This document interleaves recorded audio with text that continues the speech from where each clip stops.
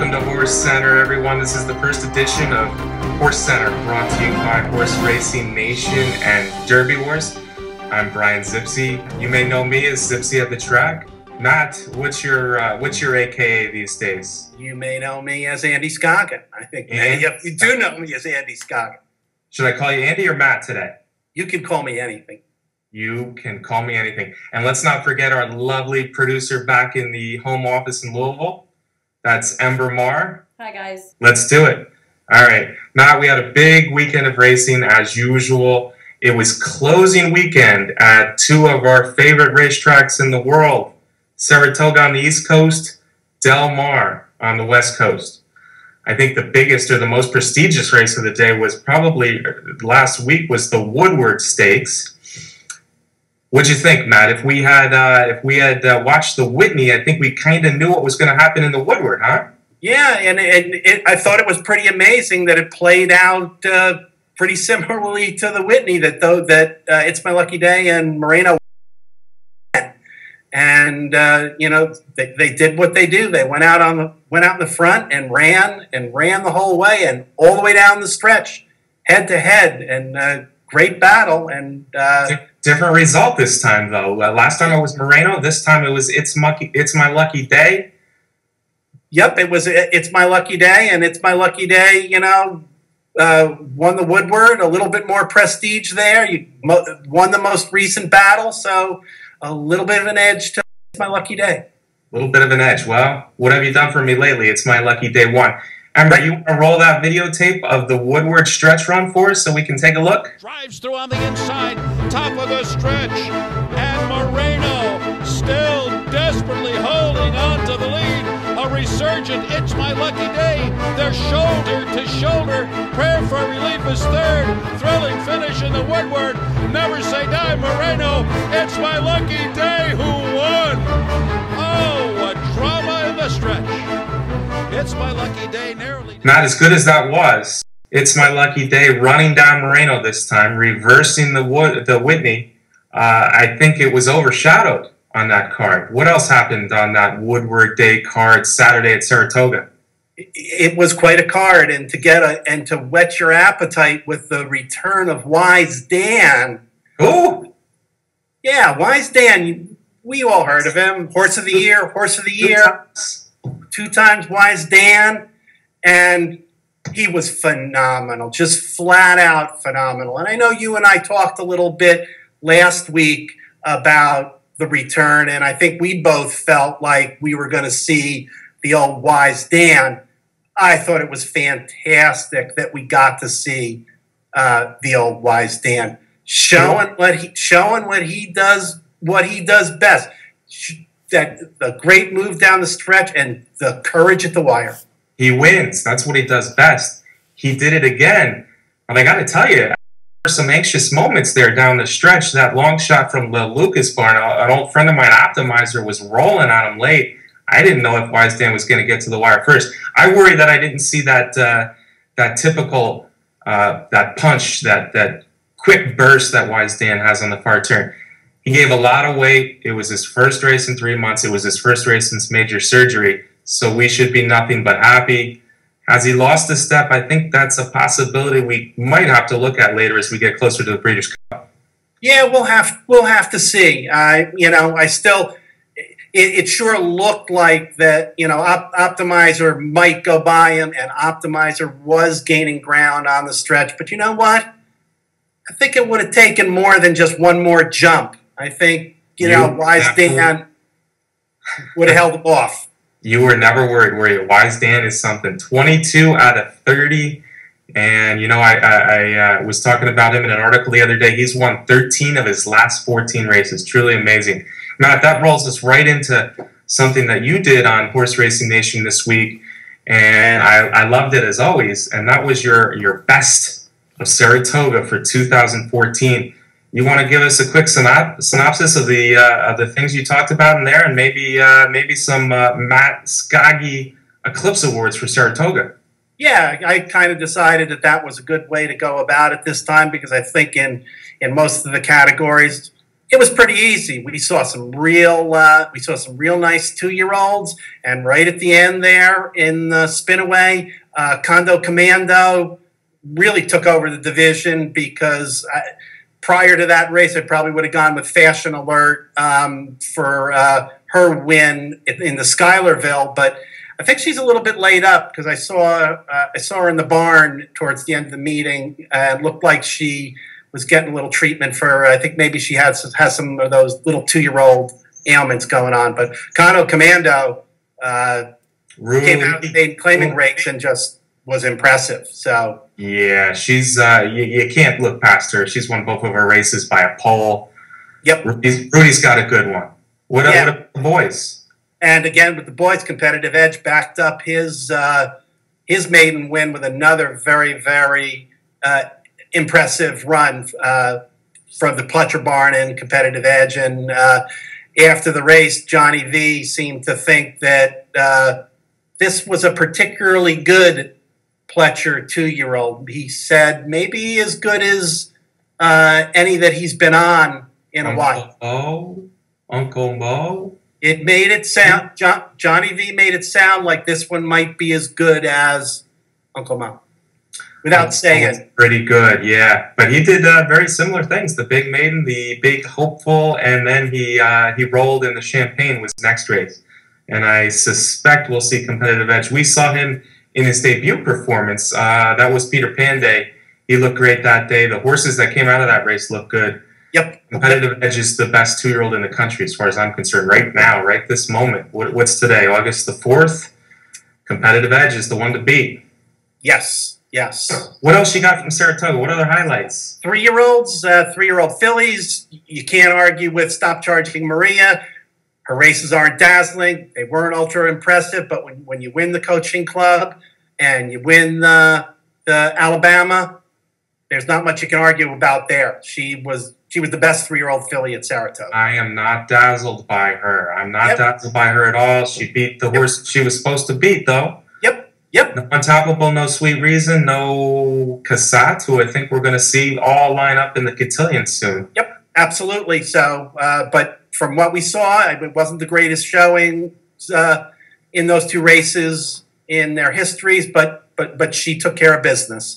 And then the 3-year-old boys, again, it was tough to decide until the Travers and the Jimmy Jerkins show came along, and V.E. Day's victory, No's victory in that race, coupled with his victory earlier in the Curlin, 2 nice stakes wins. So the 3-year-old colt went to V.E. Day, and I think that's a horse that has a little promise as he continues to grow and develop in a good running style. I think we might see some good things. He's three on dirt. I think your 3-year-old championship. This was a much more interesting crop at Saratoga this year. The boys by the girls, by the way. Okay. But I think that decision came down to about this much. Absolutely. Caught him in the last wire. Wicked Strong looked good in both his races, but yeah, the Travers, that takes the cake. Yep, that's the big one. I want to hear your turf champion at Saratoga because I was really impressed with a horse called Main Sequence. Yep. Yeah, and you know that I've been really impressed with Main Sequence also. His win at Monmouth was fantastic. He's 2 for 2 in this country, and then he came back and ran a dazzler at Saratoga. But then along came Wise Dan, and I know that was a grade 2. Main Sequence won a grade 1, but I got to go with the old guy. We're a couple of old guys ourselves, Matt. Yeah. Hey, Ember. Ember, are you there? Are you awake? I am. Ember's awake, Matt. That's a good sign so far. Ember, can you roll video of Dan the Man, Matt's 2014 Saratoga Turf Champ? In between horses, North Star Boy, and then Boisterous Sky Blazer swings to the clear on the outside. Top of the stretch. Wise Dan has been uncovered on the outside. He's got a furlong to go. Cyan's got a short lead. 5 iron down toward the inside. Here comes Optimizer with an upset chance on the outside. Wise Dan coming down to the line, and Wise Dan has come away with the lead. Optimizer surges, and here's the wire. Wise Dan, I think he did it. It was very close indeed. All right, so we just saw Wise Dan. What a horse. Matt, he's your turf champ. Female turf champ sprinters, anybody else that you really want to mention here as the best of the best from Saratoga 2014? I think let's just jump to because you can read about the rest of all of them on Horse Racing Nation in my blog. Palace certainly has turned out to wow the male sprint division. Finally, someone stepping up and winning some races in a row, and he sure has done a great job there. And Stonetastic, and right at the end of the meet, turning in a 108 buyer. That was a dazzling performance there. So we might see some good things from that horse. Well, we saw it coming down at Monmouth Park, if you remember Haskell Day. Stonetastic is a major talent. Palace, I don't know if he goes to California and wins the Breeders' Cup. I'm not convinced yet. Stonetastic, I think, has the potential to be as fast as any filly in the country. Yeah, we'll look forward to seeing that one. Any other awards? Who's your horse of the meet? Ooh, that's a good question. Again, you know, I put you on Close Hatches. I do. Close Hatches was dazzling. She only ran once, but ran off the screen. It was a sloppy track, and she's been a monster all year long, and probably still in the come on now, you're there for horse of the year possibilities. So I'm in high. Give me the horse of the meet. Give you the horse of the meet. Yeah, that's a tough one. I guess I'm going to have to go with VE Day winning the Travers. Saratoga's about the Travers. I got to go VE Day then. Travers and the Curlin Stakes. I can't blame you there. Matt, I know you're all about the East Coast. You love the East Coast. But we got to watch the West Coast, too. And especially these Breeders' Cups year after year at Santa Anita. What happens in the summer at Del Mar is pretty important. So I think we need to give the left coast a little love here. You want to take it away with some highlights from the Del Mar meeting?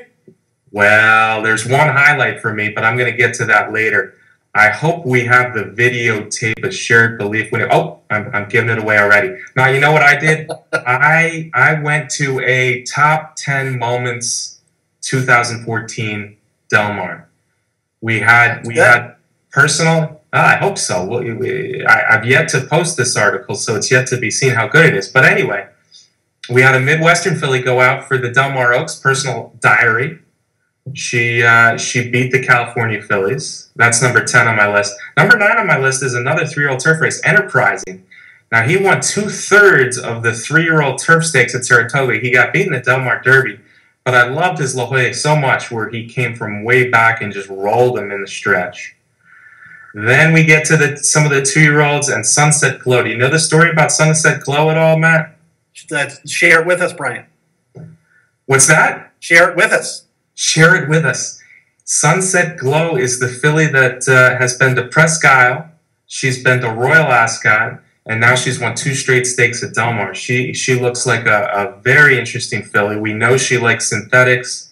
We know she can run on turf. She ran on turf in New York. We haven't seen her on dirt yet, but she looks like any kind. So her Del Mar debutante win was a nice one. Iotapa, I think, has kind of claimed the top spot of the older fillies in California.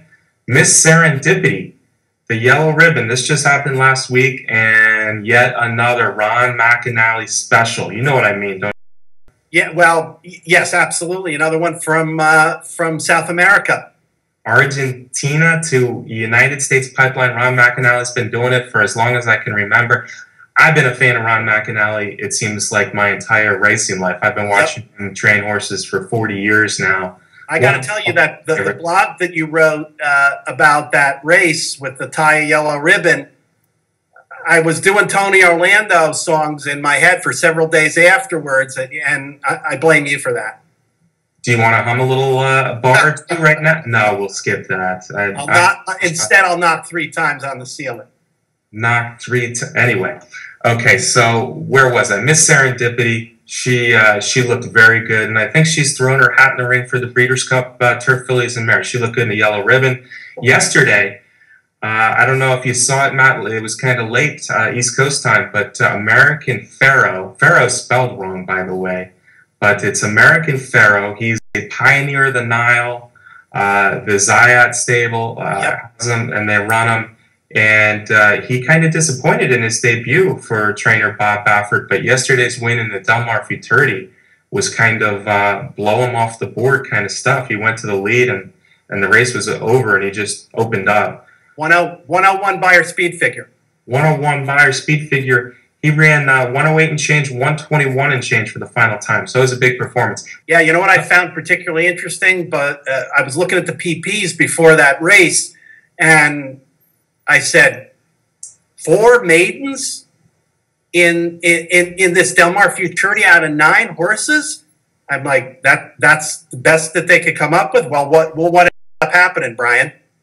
The maidens dominated, American Pharoah dominated, and horses that came out of a key race, so a race won by a real unheralded 2-year-old named O.M. O.M. won that maiden race last month for fun, and the horses that came out of this race, Matt, are just picking up. They're winning stakes races, they're running second and third in stakes races, so who knows how good O.M. is. Top 3 in this race were all maidens out of that race, so that was an amazing result to that race. In addition to American Pharoah's performance. Yeah, and another horse that came out of that race won a stake on the same card. So talk about a key race. Yeah. Anyway, let's get back to business with the best moments. I want to mention 4 more moments, and I guess they're my top 4, and I think they all have big Breeders' Cup implications. This is where we would have a little theme music piped in for the Breeders' Cup implications, but I don't think we have that yet.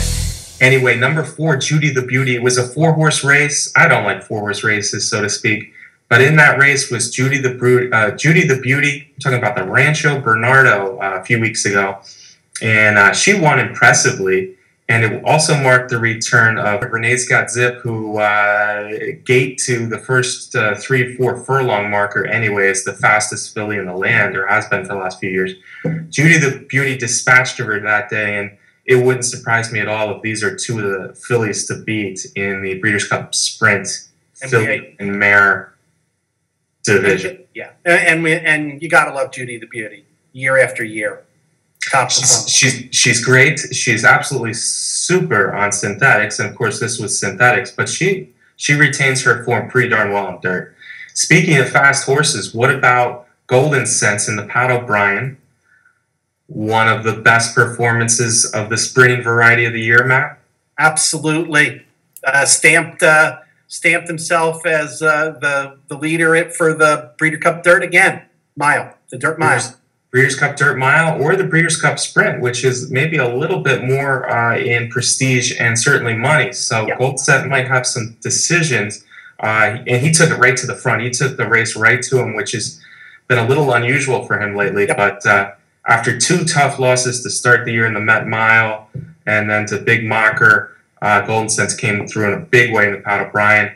Tom's Tribute, you know about this one, Matt. He's become one of the best milers in the country. Yeah. He won the Eddie Reed early in the meet, and then the Del Mar Mile I thought was interesting because everybody was on, obviously. Tom's Tribute was the one that collared him early in the stretch, put him away, won going away, and obviously couldn't even hold the show money, which created quite a bridge jumping fiasco for someone. Oh, yeah. Yep. And then finally, I'm not even going to say it, Matt, I'll let you say it, the race, the performance of the meet. I think he was the most exciting horse at Del Mar, but he may be the most exciting horse in all of America right now. You know who I'm talking about, Matt. We're talking Shared Belief. Shared Belief is big time. Whether he's a true once in every 10 years kind of horse will remain to be seen, but he's obviously a huge talent, and his Pacific Classic was huge. Absolutely, and and there may be some that still have a little bit of question about when he faces top competition on the dirt. So we'll see. It's only won 1 race on the dirt, and I loved it. I'm a Candy Boy fan, and he put him away with disdainful ease that day at Los Alamitos. So yeah, I was a Candy Boy fan on the Derby Trail this spring. Yeah, and he had a bad Derby, bad trip in the Derby. He got wiped out on the first turn. But enough about Candy Boy. I think we're both excited to see where Shared Belief may end up going this year. He's still undefeated. Absolutely. Can't wait to see him in the Breeders' Cup. Let's talk about what's happening next week or this coming weekend. Is there a major racetrack opening anywhere that you know of, Matt? Everybody's sad because Saratoga's closing. It's closed, and I'm certainly one of them. But Belmont Park is opening on Friday, and you gotta love Belmont Park. I love going there. I love seeing Secretariat in the paddock statue, and for a Friday card on opening day at Belmont, they slip in a little overnight stake called the Left Bank. The Left Bank. I heard a Left Bank. Yeah, and they pick up quite a fee. It's only a field of 6, but they got 3 millionaires in there. They've got a rerun of the Dead Heat Travers from 2012 with Alpha and Golden Ticket, and you throw in Pants on Fire. Oh, you can't just throw in Pants on Fire. You gotta lead with Pants on Fire. Yeah, because I think going into that race, Pants on Fire he's the one that's got some decent form right now. He's had a couple good races, and Alpha and Golden Ticket, not so much. But it's interesting. None of those 3 horses have won a race in a year. Yeah, Pants on Fire got very good about this time last year. In fact, I think the ACAC was a kind of a breakout race for him. And, yeah, he's building up, it looks like, to a good race. Golden Ticket's kind of been floundering a little bit. And Alpha, of course, spent part of the year in Dubai where he didn't do well. So, well, just the rematch of the Travers Dead Heat, the double canoe, if you will, is worth price of admission on Friday, opening day at Belmont. Yes. And then I mentioned the ACAC, and we were supposed to. Everybody was waiting for the return of Leah. Leah was the best horse in America for the first 6 weeks of 2014. Yes. 2 big wins at Gulfstream Park this year. Beat a good field in the Don. Looked great doing it. Has not been back since. They thought about the Woodward. They decided against the Woodward. They were going to run Saturday, opening day at Churchill Downs in the ACAC. And he spiked a fever. Oh, okay. He spiked a fever, so he's out. Although there is the return of Flashback, the beautiful brother of Zazu, who we haven't seen since late last year in California. He's a talented horse. He spices up the ACAC a little bit. Carve is really starting to put it together. They look like the main horses in the ACAC. So racing's back in Kentucky. Churchill Downs opening up with Downs After Dark on Friday. Is that right? Yeah, opening day at Belmont and Churchill are the same day, so they'll be running under the lights on Friday. But then the big card... Churchill, small field, small purses. Small field, small purses. Well... But Kentucky Downs is opening this weekend also, right? Kentucky Downs opens. Turf, I'm going to go there for the first time, Matt. This is a true... You're upset, aren't you? I'm upset because I'm not going. Well, you might as well come out. I'm going on a Wednesday afternoon. That's in a few weeks yet, because they have 3 really nice stakes days. They only run 5 days the whole meet, and it's a kind of almost a triangle-shaped racetrack. It's very European-like. There's some swales where they go uphill and down the hill a little bit. So I'm excited to go down to southern Kentucky, Franklin, Kentucky. Kentucky Downs, big fields, big purses. They have some video. They changed the name of it, but they have video racing down there that's pumped in some money. Yeah. Is that so? You haven't been to Kentucky Downs, Brian? It's strange. It's funny. I've always wanted to. I remember talking with my brother 20 years ago. We got to get down to Kentucky Downs, and for whatever reason, it's never happened. That will be number 49. I was just you beat me to it. I was going to say, is this number 50? No, number 49. 49 is kind of a letdown. But hey, the only way I can get to 50 is I hit 49 first. And Kentucky Downs, Wednesday, September 24th, is the day. There's a couple $200,000 stakes that day. So I'll be down there on a Wednesday afternoon, which will be fun, I'm sure. You're invited, Matt. Thank you very much.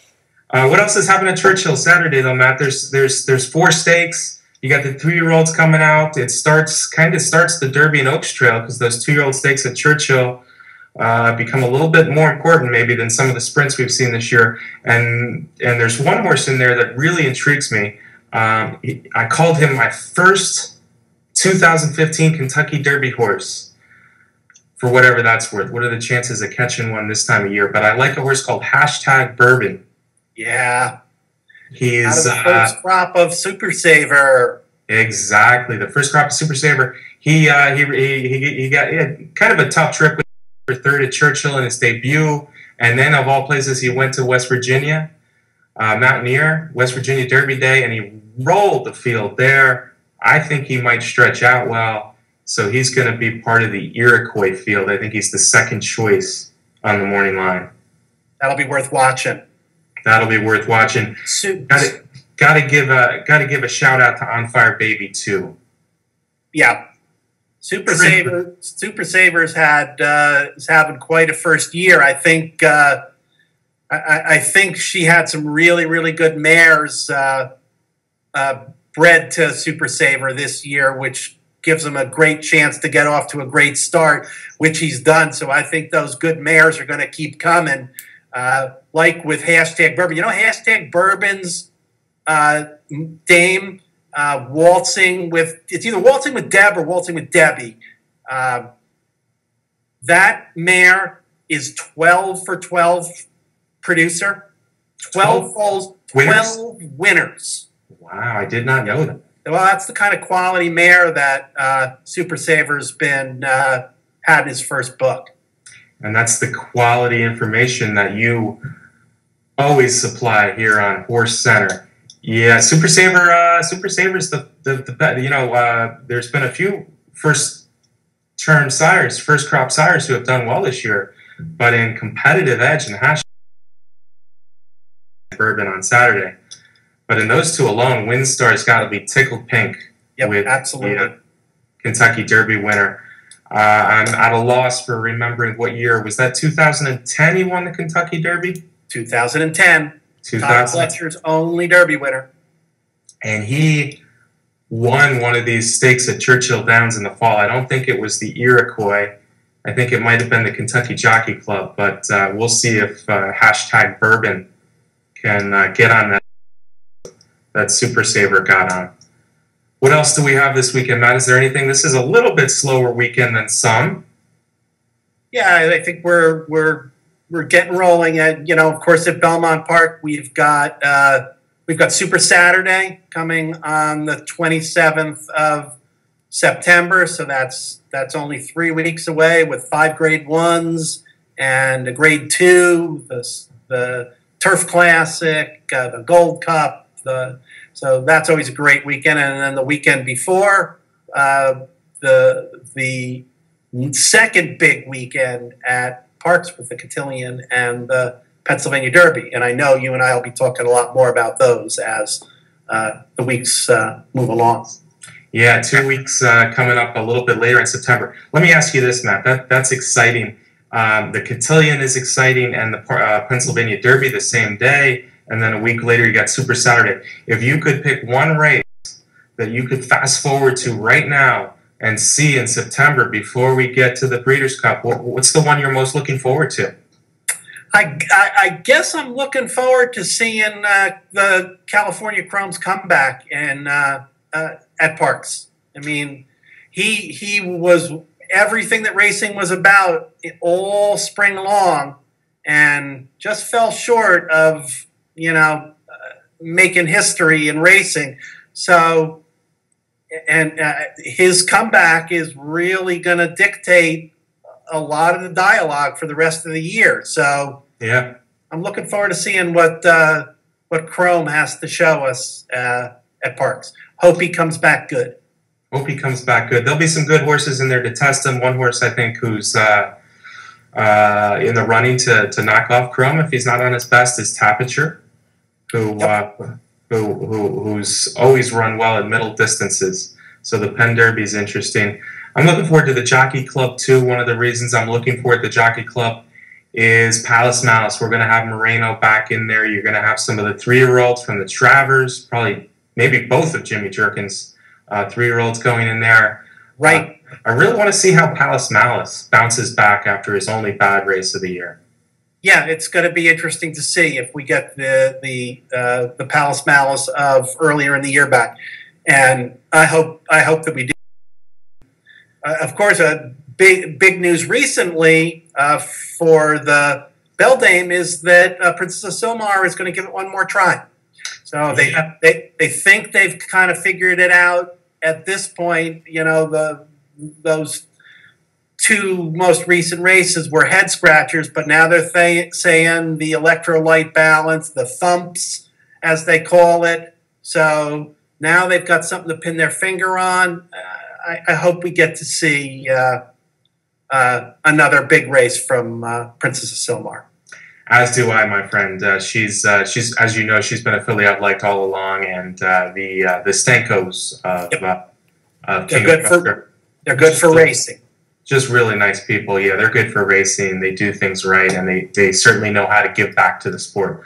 Absolutely. So I'm glad. At first, I know that they were pretty much thinking retirement with her, but yeah, after they found out that the physical reason or a physical excuse, at least, they're going to give it another shot. So we get to see her in Beldame on Jockey Club Day. So that's always a good thing.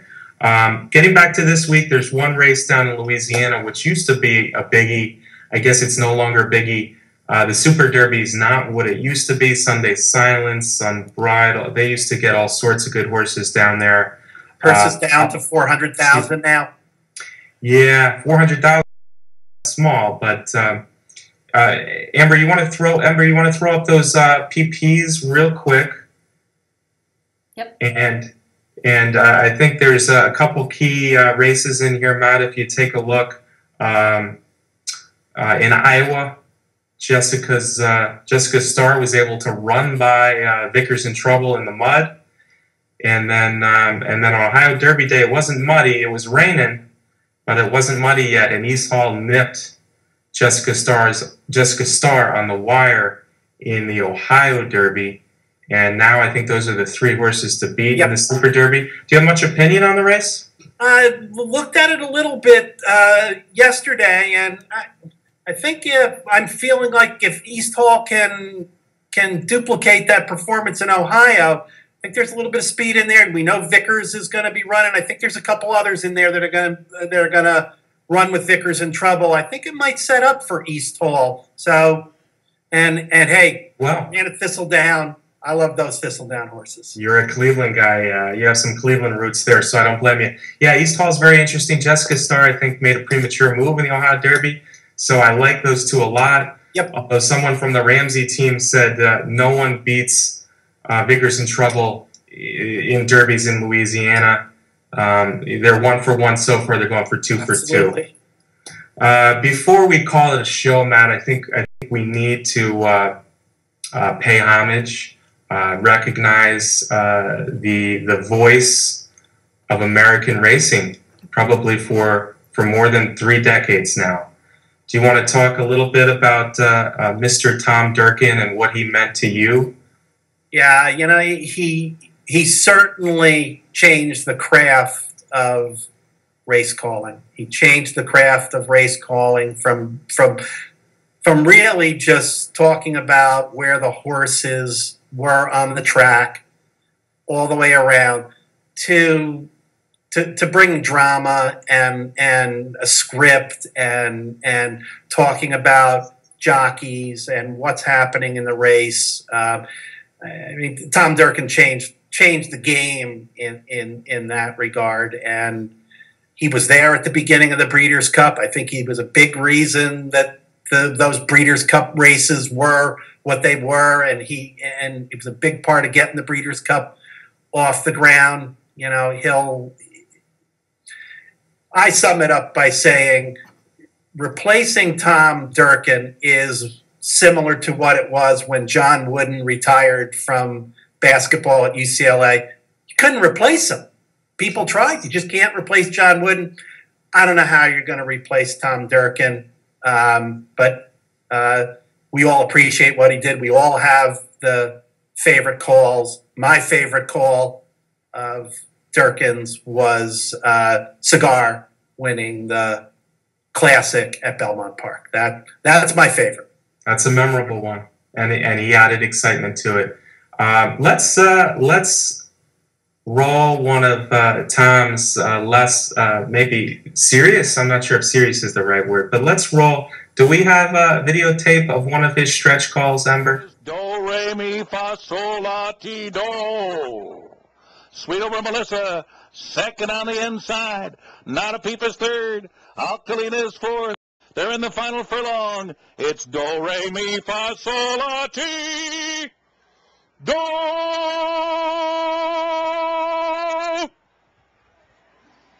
Who won by a half a dozen lengths? Alcalina was second. Sweet over Melissa third. So that was Tom Durkin giving one of his more memorable calls.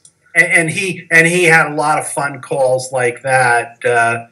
Also, I remember being at Saratoga a few years ago for a horse named Pizza. Pizza. And when Pizza won at Saratoga, that was quite a Durkin stretch run also. He turned the nuts and bolts, like you said earlier, he turned the nuts and bolts of race calling into theater. Horse racing has a wonderful sense of the dramatic, the anticipations before the race, and then the race unfolding itself. And he turned it into theater. He was almost melodic, getting back to that last call perhaps a little bit. Yep. He sang his race calls. He made them special, and he brought all of us listeners into his world like no other race caller had done. So for that, I thank him and wish him a great retirement. He's also very gracious every time I've met him in person. He absolutely.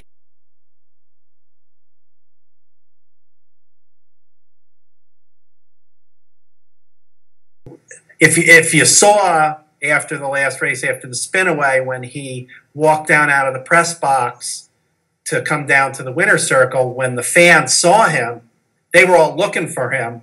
It was a standing ovation, and rightly so, for Durkin as he walked his way down. And as always, and at the end, in his final words, he thanked the bettors. He thanked the horse players, and he knew what was important. Well done and well deserved, all the accolades and send off that Tom Durkin's getting. All right, Matt, it's that time of the show. We're almost done here. We're almost through. It's that time of the show when we throw a parting shot at our viewers. Okay. These parting shots are safe. No one's going to get hurt. But what do you have for us this week, Matt? I'm going back to Wise Dan again, and all the lead up to Wise Dan. There were a lot of handicappers out there that said Wise Dan is a bet against. You got to bet against Wise Dan in this race for X, Y, and Z reasons, and I understood their reasons, but I flat out disagreed with those handicappers. To me, if you didn't want to bet on Wise Dan, you knew he was going to be 4 to 5, then it wasn't a bet against race. It was a take the race off race and just watch and enjoy Wise Dan, because I don't think that the chances of whatever long shot you were going to pay were worth it in the reality of that this was Wise Dan. And Wise Dan, as you said earlier, Brian, has won 13 out of 14 races. Is that what you said? He's won 13 of his last 14. Right. So I don't think it was a bet against. Personally, it wasn't a bet against for me. I wasn't betting to win. I singled Wise Dan in the pick 5. Pick 5 I would have had if I hadn't gotten disqualified out of the third leg. But there was value too if you looked at Wise Dan in the doubles in the following race. So that was my parting shot. I thought. Okay, all right, that's a good one, Matt. You know what? I don't know if I agree. He was an odds-on choice, and he won by a nose. I guess he won, but I always think of betting, and this is what I try to tell people: betting and rooting are two different things. I took the race off. I didn't really feel like there was a good chance he was going to lose, but I could understand handicappers wanting to take a shot against him. He had a lot of things going against him, so it was a reasonable day. But he was wise. But he is Wise Dan, and yeah. Hey, there's a lot of 3 to 5s, 4 to 5s that I want no part of, and I want to beat. But you know what? They're not Wise Dan. Yeah. Well, the handicapper, you're right because he won. But the handicappers might say, well, I told you he almost lost. But in the end, he won, and we're all happy about it. So that's a good thing. What's your shot, Brian? Well, I don't have a big parting shot this week. I just want to congratulate somebody. You were talking about handicappers there in that little parting shot versus the Wise Dan handicappers, or naysayers, if you will. I just wanted to remind everyone that Derby Wars had a $100,000 tournament over the Labor Day weekend, the 2-day tournament. It was the first $100,000 tournament ever on Derby Wars, and I want to give a big congratulations out to Brett Wiener, the winner. The first prize was $50,000. Not bad for 2 days' work if you can get it. So congratulations to him. Yeah, that was an impressive performance, and it was fun watching the last few races on the Horse Racing Nation Ustream channel. Yeah, good stuff. Mark Midland and Dave Goodfriend did a really good job with kind of bringing us home, almost like watching a poker show on ESPN. So I think they're going to do more of that, and Derby Wars is definitely going to do more of the $100,000 tournaments, which is exciting, I think, for everyone. 100 grander. 100 grander. All right, Matt. All right, Skaggy. For the love of thoroughbred horse racing, that's why we do this. Absolutely, Brian. Thanks, Matt. Thank you, Amber. Thanks, Say guys. good night, Amber. Good night, Amber. Good night, Amber. Good night, Amber.